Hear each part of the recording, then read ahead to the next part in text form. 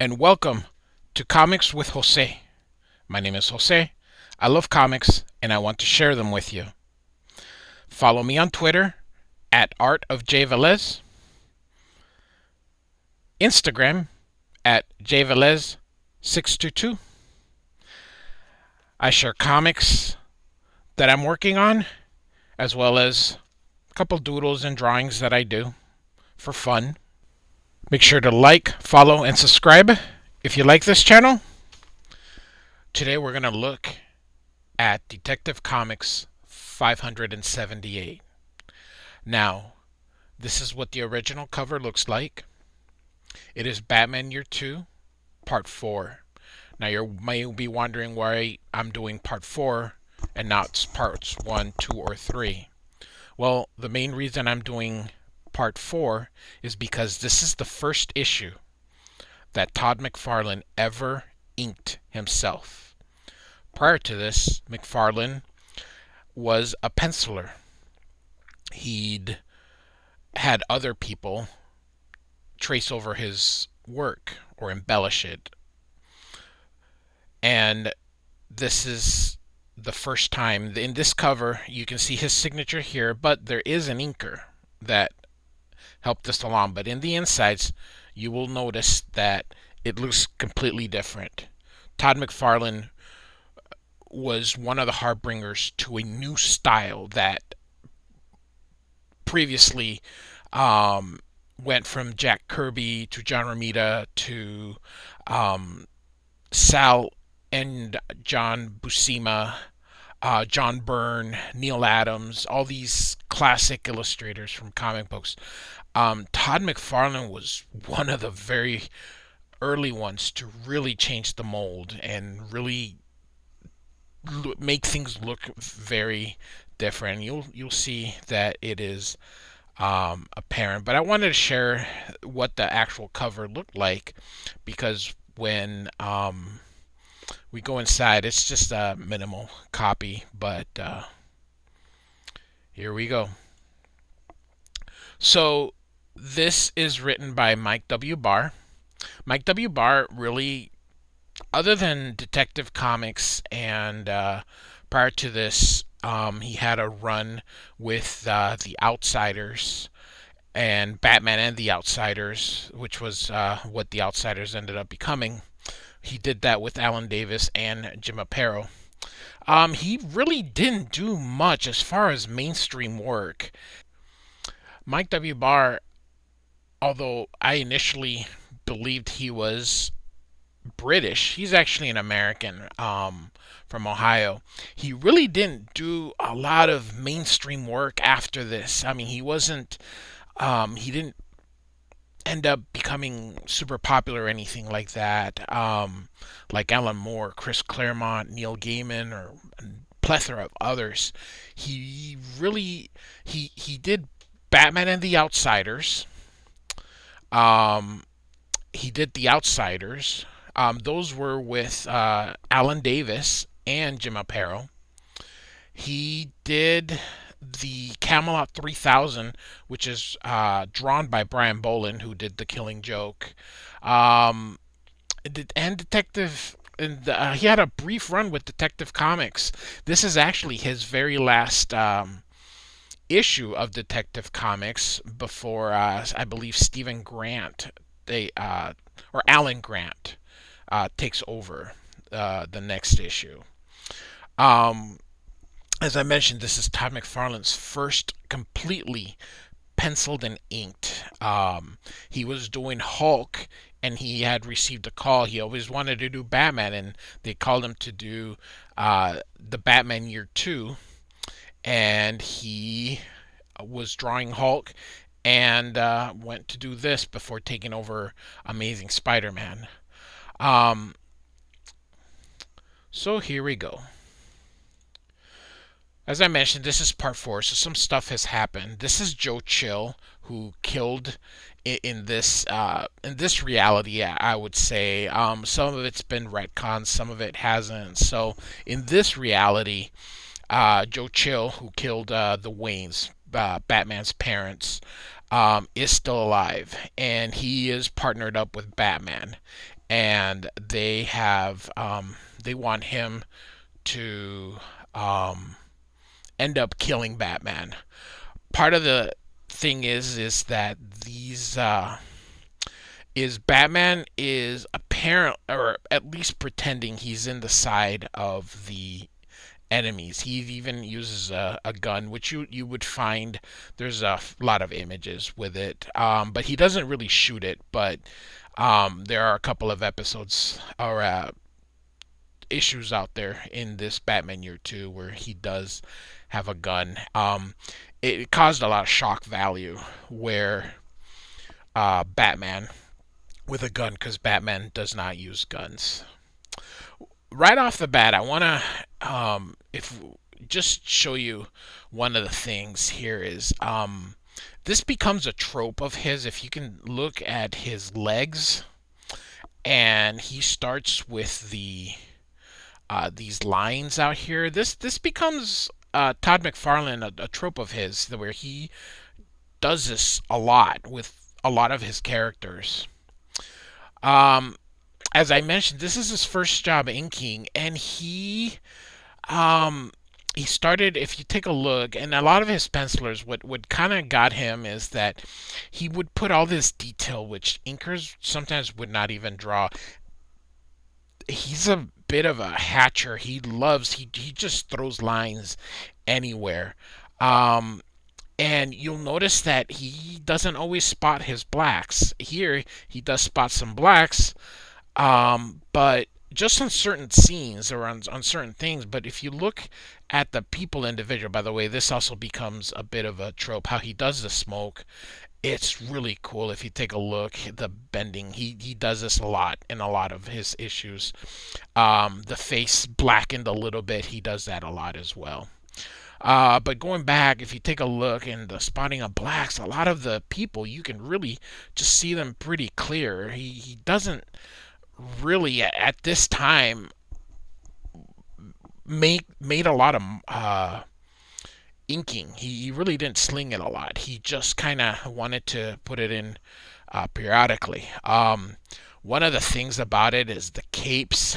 He is notorious as, of course, he does Spawn, and as you know, Spawn. McFarlane just has this beautiful way of doing the capes, and you can see this becomes pretty use. He uses this a lot when he's doing Spawn. He will do a lot of backgrounds with the buildings and stuff. So everything in preparation. He does a lot of this. Cities are part of his are a secondary character. Um, and here we go again with the marks. He becomes even more proficient with all these marks. He's just kind of just going slowly, but he really goes all in on these marks.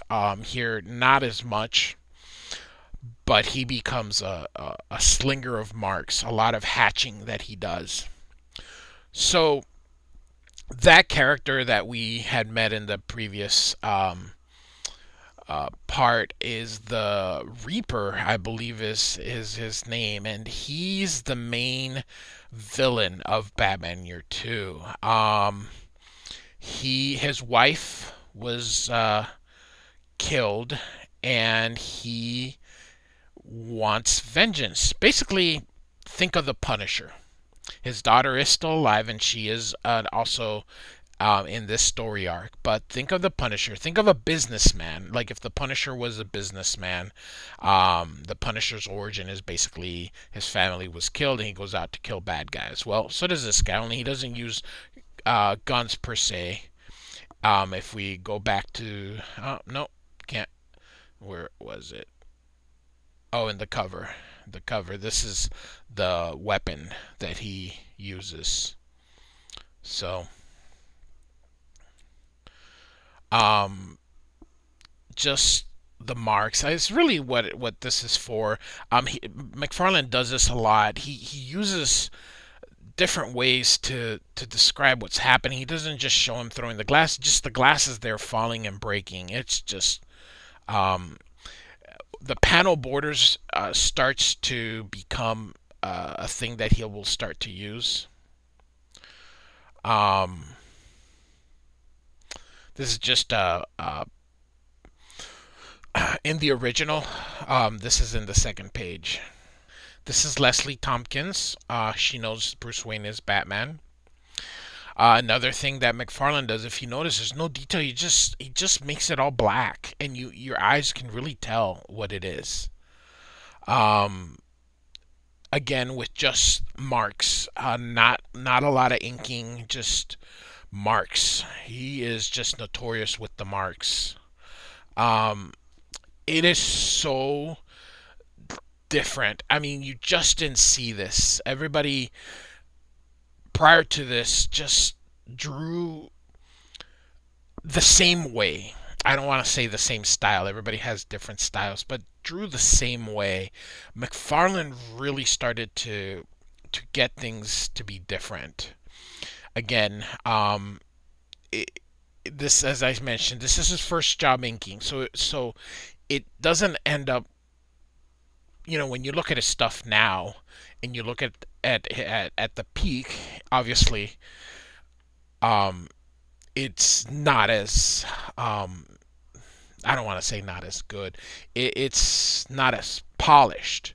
But again, it's his first time. This is his first inking job, so he gets a little bit of a break with that. Um, he doesn't skip out on a lot of details. I mean, here it's a perfectly clear restaurant scene um, that you can see. Again, pants all solid black. I mean, no spotting even of a white line or anything like that. He just gives you enough to so that you can tell it's a high class restaurant. This is the daughter of the Reaper, and Bruce Wayne wants to propose to her. He wants her to marry him. So, I believe this has been retconned, so that this didn't happen, but it is pretty cool because it does show that he was human. He wanted to be more. He didn't want to. He didn't think. He didn't think that he wanted to be Batman forever. So he was looking at settling down. It's also really nice that it was someone not that you'd expect, like Catwoman or anybody else. It was just a person that he knew. And like I said, she is the daughter of the main bad guy. She says yes, and he's very happy. But if you can take a look at the cookie, the fortune cookie, it says you may avoid your fate, but sorry, you may avoid your fate, but never escape it. So we all know what happens because Batman continues. So here we go. Right now, this is James Gordon. I believe he had just been appointed commissioner, so he is new at his position. Once again, I want to focus on a couple things. Just this is stuff McFarlane does. Just adding, look at this, just a garbage can, and he just puts random stuff. He does the building. I mean, just look at that. Just the detail that it looks very simple at this moment, and it sort of is. But again, he's learning, and he just becomes amazing. Look at all the marks just on that he starts, and this is what he ends up becoming. Even becomes, if you search him on YouTube and you see some of his inking that he does, you just go wow. But this is his first try at doing this. And if you again look at this, he's not spotting blacks, a couple here and there, but I mean basically he just is putting these marks in there. Again, the smoke. It's pretty cool.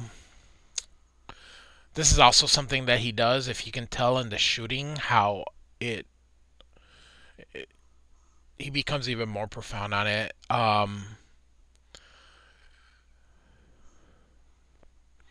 So the police are raiding this place where trying to catch the bad guys. So these two escape, but obviously they're shot in the back and killed by the Reaper. Because no one escapes the Reaper. And just even here, I mean, he wears black, and look at this. He got rid of the black per se and just started with the marks, which becomes so synonymous with McFarlane. Even here, if you look at the sky, just the marks. He becomes very famous for all these lines, and if you take a look here, you can see the lines, and this becomes another trope of McFarlane. Here's what I told you about the guns. Look at this. He just puts them in there with that. Again, Joe Chill here. He's protecting the big boss, but again, look at the marks. With he gets some rendering and some blacks, but everything else is just marks. He doesn't clutter with a lot of blacks. And here in this scene, where he ends up killing the big boss, look at this, just gorgeous. His art is just exquisite. Even back then, even in the beginning, when you saw this at first after seeing his work rendered by other people, it's just incredible. Nobody did this. It had a look that was very unique. Arthur Adams is the one that looks closest to him, but Arthur Adams still inked the way, the traditional way, even though his art is extremely so cool. Hopefully we'll have an Arthur Adams video sometime. But look at this, just exquisite. Nobody was doing anything like that. Look at this. He's just letting the scene go in. The background is completely white and just focusing on the killing with nothing in the background to distract your eye. You just see this and that's it. And Gordon and the police are gonna try and get the Reaper. Here's this is very cool. Just a simple image of Batman. It's always a full moon in Gotham, no matter what day it is, month or nothing. It's always a full moon. It's never a quarter moon, it's never a half moon, it's never a crescent moon. It's always full. Always a full moon. Batman gets a full moon. Here he does start inking a lot of inking and slinking some blacks, but you can still see he leaves enough so you can see where details. He refines this even more. I mean, this looks rough, but he gets even more. Look at this, just spotting the blacks and letting Batman just be the focus. He doesn't fill him up with shadows. There he is, just line work. And he doesn't go around trying to show you too much. Just his cape. Just exquisite. Look at this. Oh my goodness gracious. Beautiful work. Even for his first inking job. By the way, his second inking job was the Wolverine Hulk story. I believe it's Hulk 342. That was right after this, I believe. And look at this. Most of the time when you see people draw Batman, it's all black or a lot of shadows. Look at this. Just beautiful, simple marks. It's just beautiful.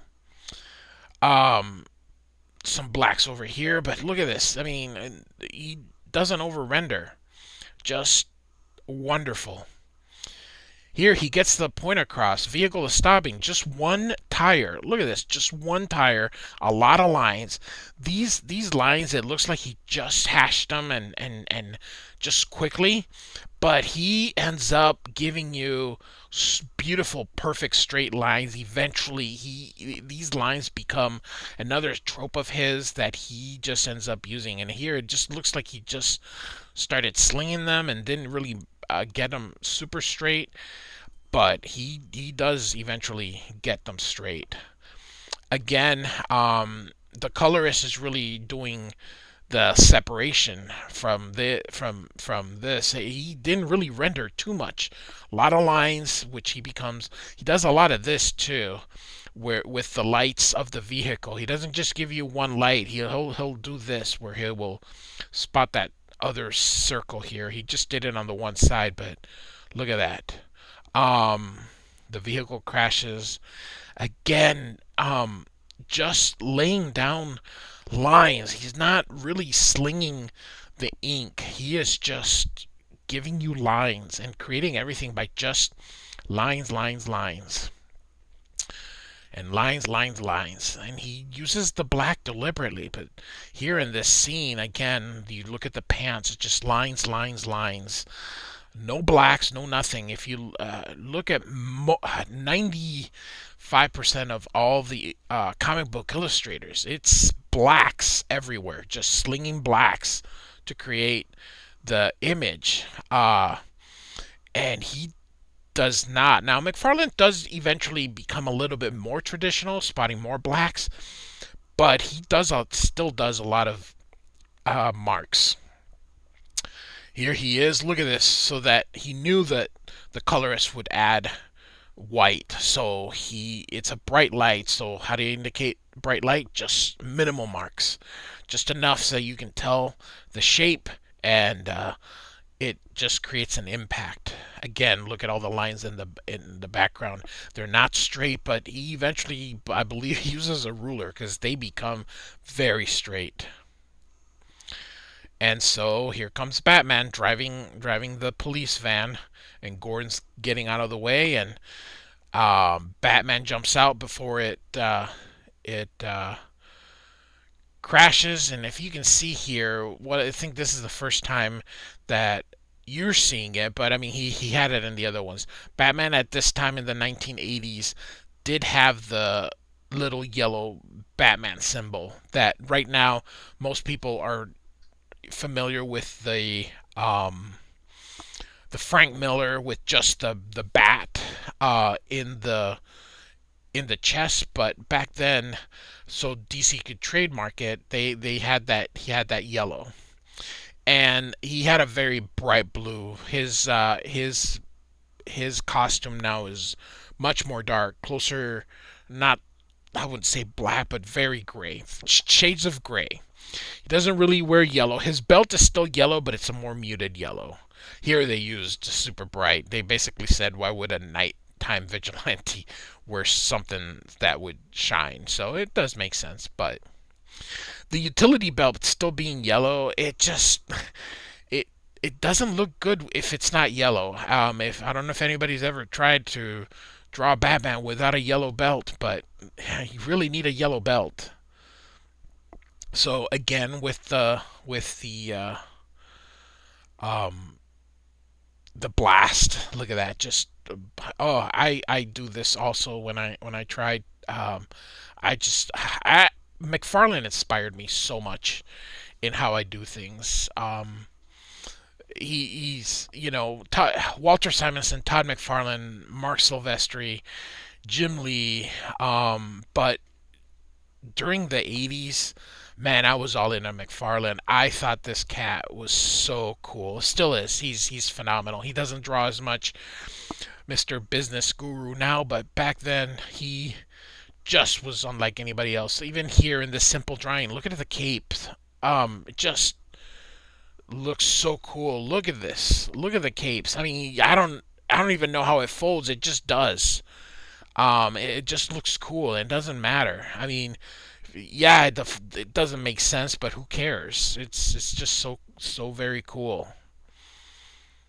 Like the people in cartoonist kayfabe does. He kayfabes a lot, but it just looks cool when he does it. Very very cool. Dynamic poses becomes a trope of his, especially if you're familiar with this amazing Spider-Man run and Spider-Man. Um, he is very dynamic poses that he does. So here we go, and they feel that he lets Gordon know that the Batman betrayed them, and now he's Gordon wants to see what's going on and help him. So, um, Bruce Wayne knows about her dad, and he wants to tell her about it. But again, I want to focus here on if you look at the art here, and he starts to do this. This becomes how he starts to do hair. Um, Light source always outside and very dark inside with just a little bit.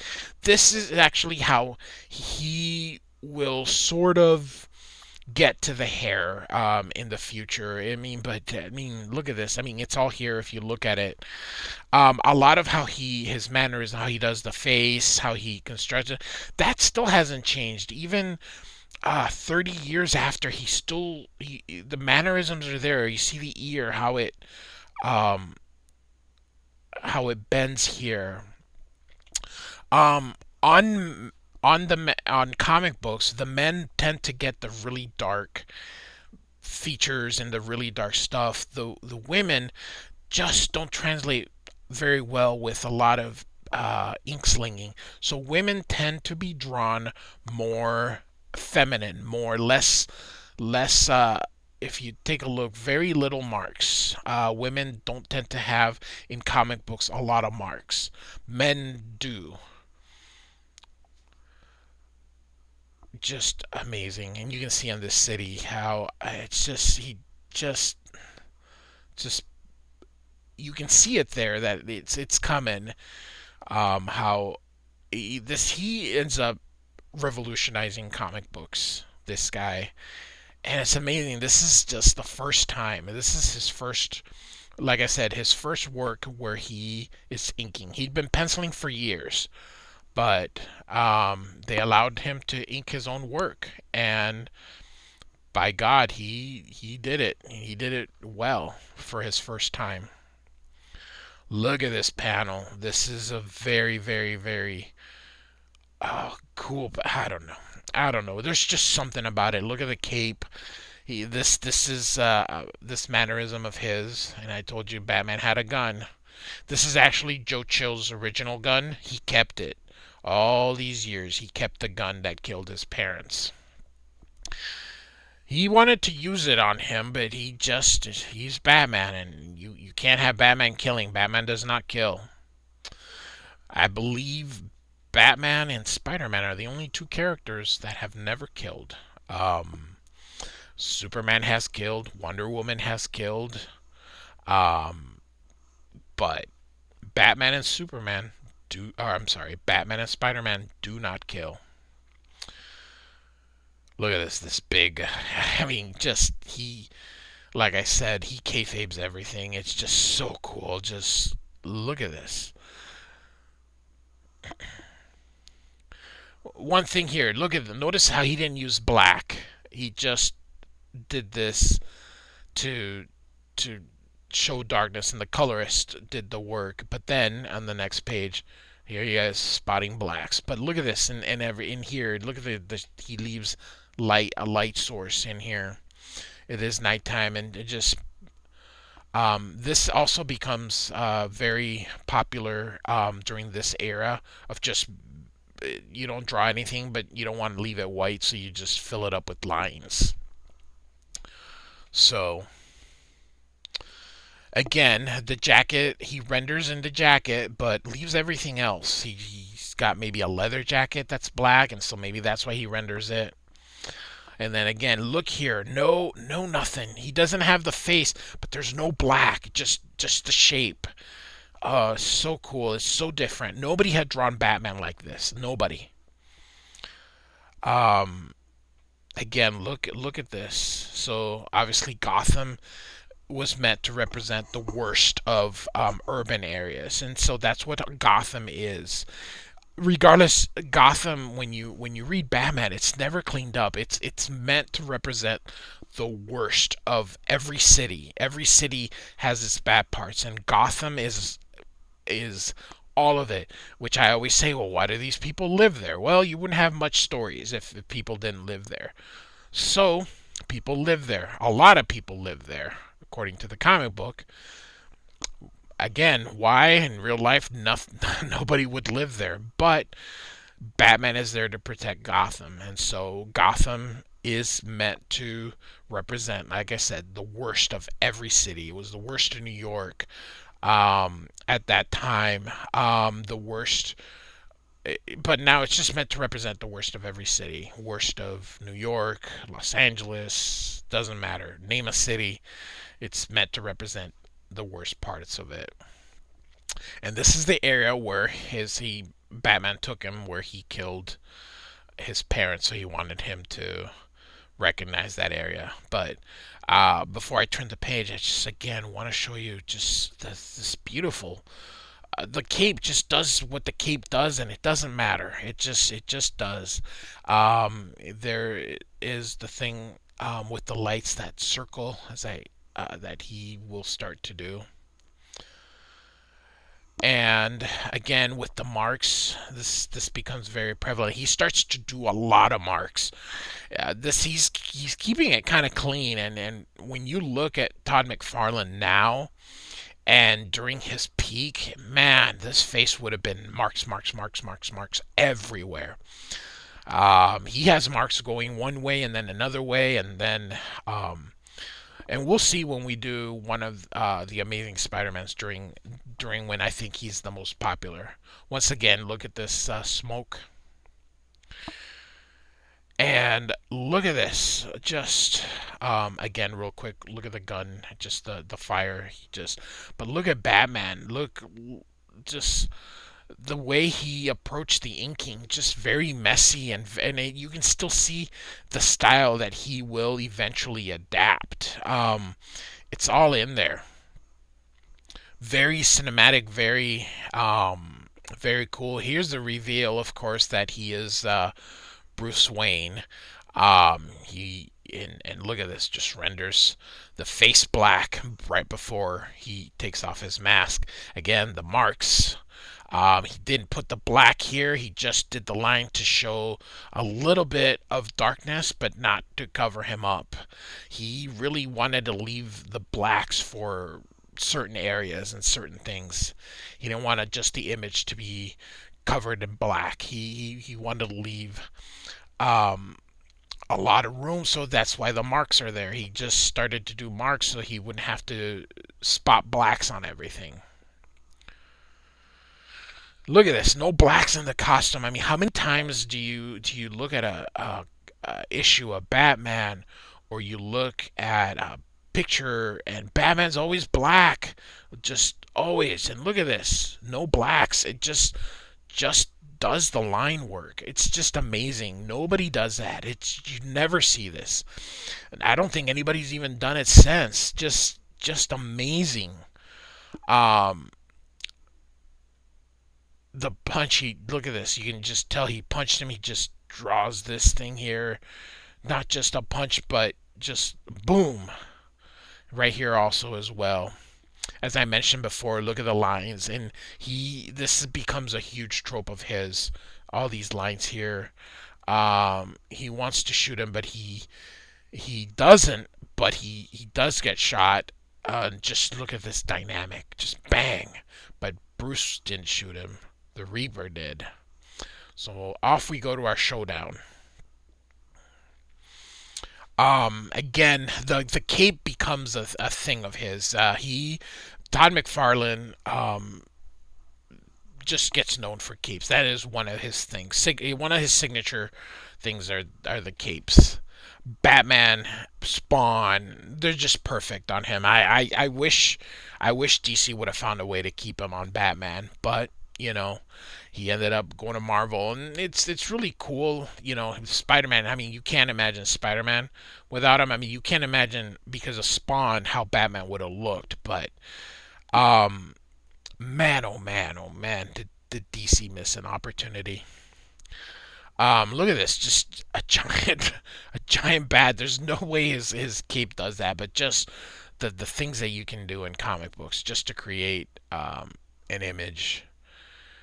And here he spots the black inside, and the costume, no black whatsoever.